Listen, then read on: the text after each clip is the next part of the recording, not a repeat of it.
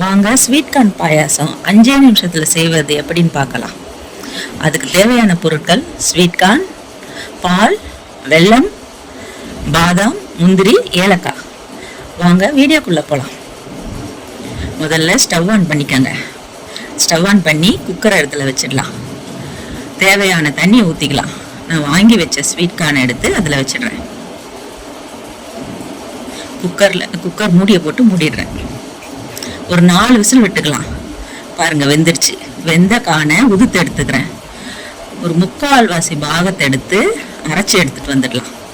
கொஞ்சம் வைக்கலாம், இருக்கட்டும். அது அரைச்சி எடுத்துட்டு வந்துடுறேன். போய் அரைச்சி எடுத்துன்னு வந்த விழுது பாருங்க. இந்த பக்கம் பால் காய்ச்சிடலாம். ஒரு பக்கம்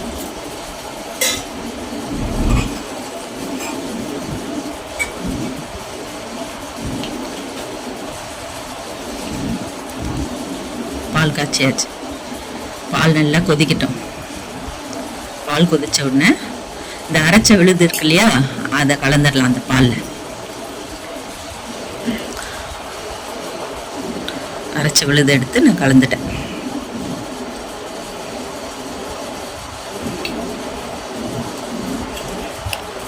ஒரு பக்கம் வெல்லம் எடுத்து தூள் பண்ணி வச்சுக்கிட்டேன்.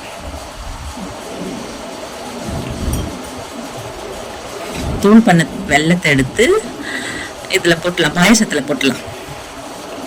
போட்டு கலந்து விட்டலாம்.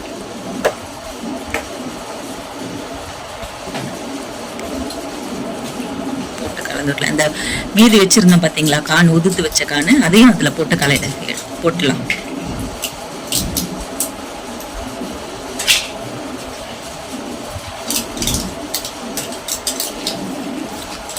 போட்டு கலந்து நல்லா கலந்துருங்க. கொதிக்கிட்டோம், கொஞ்சம் கொதிக்கிட்டோம். கொதிச்சிடுச்சு, நல்லா கொதிச்சிடுச்சு.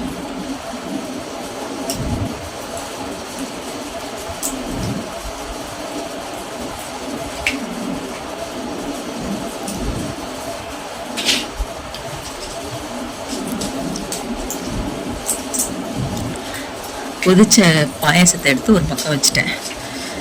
இப்போ தாளிக்கிற கரண்டி வச்சு கொஞ்சம் நெய் ஊற்றிக்கலாம். நெய் ஊற்றிக்கிட்டு முந்திரியும் பாதாமும் போட்டு நல்லா செவக்க விடலாம்.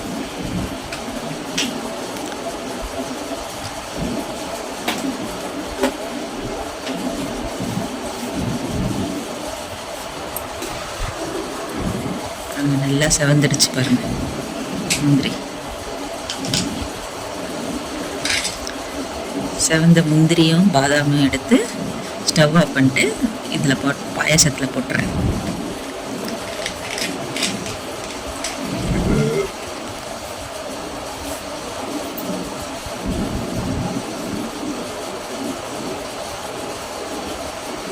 இந்த பாயசம் ரொம்ப நல்லா இருக்கும். வீட்டுக்கு யாராவது விருந்தாளி வந்துட்டா டக்குன்னு செஞ்சு ஒரு 5 நிமிஷத்தில் செஞ்சு கொடுத்துடலாம். அவ்வளோ நல்லா இருக்கும் பாயசம்.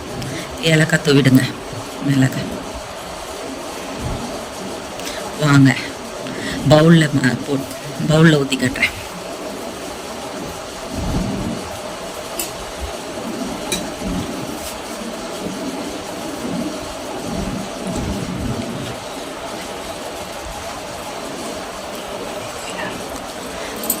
பவுலில் ஊற்றி காட்டிட்டேன் பாருங்க.